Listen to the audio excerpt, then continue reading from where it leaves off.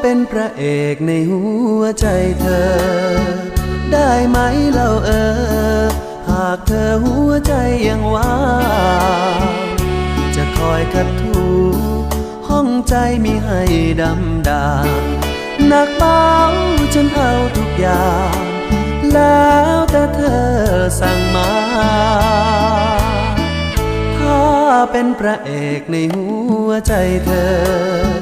เชื่อไหมเล่ากี่ปีไม่มีนี่นาถ้าหากสมหวังได้รวมเดินทางดังว่าจะรักและเฝ้าบูชาขอเพียงมาอยู่คู่กับฉัน